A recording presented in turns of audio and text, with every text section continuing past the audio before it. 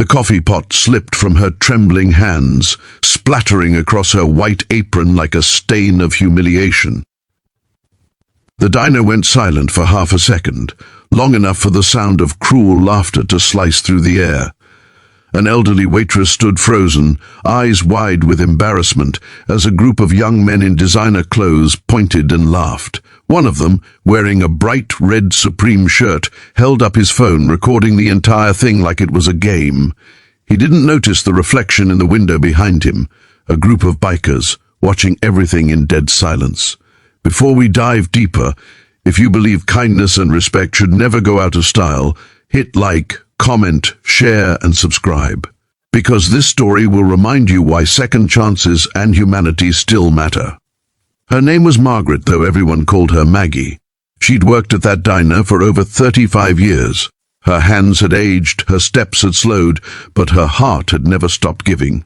She'd seen generations grow up there, from noisy kids with milkshakes to old couples sharing their last coffee together. The diner was her second home, and she treated every customer like family. But that morning was different. A group of rich college boys had pulled up in shiny cars, laughing loudly as they walked in. They ordered big breakfasts, but didn't seem to care much for eating. They were more interested in showing off for the camera. The boy in the red Supreme shirt, Ethan, was the loudest of them all. He had millions of followers online, and every move he made was for attention. He'd seen an elderly waitress approach with shaking hands and saw an opportunity, not for kindness but for content. When Maggie accidentally spilled a few drops of coffee while refilling his cup, Ethan sneered. "What's wrong, Grandma? Hands too old to work?" he said loudly, making sure his phone was still recording. His friends burst into laughter. Maggie smiled awkwardly, apologizing quietly, her voice trembling. "I'm sorry, dear." My hand slipped a little, but Ethan wasn't done. He took a sip of the coffee, made a face, and spat it on the floor, right in front of her. "Disgusting! Can't even make coffee right." The laughter roared again. Maggie's eyes filled with tears, but she bit her lip, trying to keep her dignity intact. What Ethan didn't know was that a few booths away, a group of bikers, 6 of them, in leather jackets with patches that told stories of long roads and harder lives, were watching everything. The leader, a tall man with a long beard and cold eyes, clenched his jaw. His name was Bear. To strangers, he looked terrifying. But Maggie knew him. She'd served him coffee every Friday morning for years.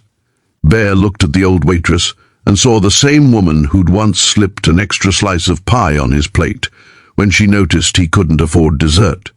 She had a heart of gold, and now some spoiled kid was spitting on her like she was nothing.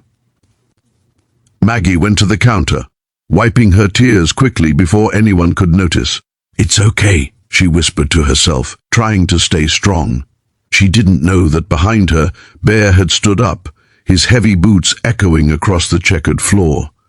The diner grew quiet again, as he and his crew walked toward the table of laughing teens. Ethan was still recording, unaware of the shadows that now loomed over him. He was mid-laugh when Bear's deep voice broke through the noise. "You think that's funny, boy?" Ethan turned, still smiling, thinking it was another customer playing along. But when he saw Bear's eyes, cold, sharp, filled with fury, the smile faltered. Hey man, he started, but Bear cut him off. "You just disrespected a woman who's been serving this town longer than you've been alive." The diner fell into silence. The air was thick with tension. Ethan's friends stopped laughing. Bear took Ethan's phone from his hand and slammed it on the table. "You think your followers will clap for this?" he said quietly. "You think humiliating people makes you strong?" Ethan swallowed hard, his confidence fading fast. His friends stared at their plates, ashamed. Maggie tried to step in. "It's okay, Bear. Please don't—" But Bear raised a hand gently. "No, Mom, it's not okay." His voice softened when he looked at her, then hardened again as he turned back to Ethan. "You want to spit on someone, kid? Try it on me." Ethan's face went pale. He shook his head quickly, words stuck in his throat. "Didn't think so," Bear said. Bear leaned closer, his voice lower now. "You see this woman? She's family to us. She served us coffee when nobody else wanted bikers in their place. She's shown us respect when the world judged us. And you show her this?" Ethan's eyes filled with shame, and for the first time he truly looked at Maggie, really looked. Her wrinkled hands, her tired smile, her eyes full of kindness despite what he'd done. Bear's crew paid the bill, leaving a stack of cash big enough to cover every table's meal that morning. As they walked out, Bear stopped by Maggie and said, "Don't let the trash get to you, Miss Maggie. You keep doing what you do." She smiled weakly, whispering, "Thank you, boys." But when she turned back, Ethan was gone.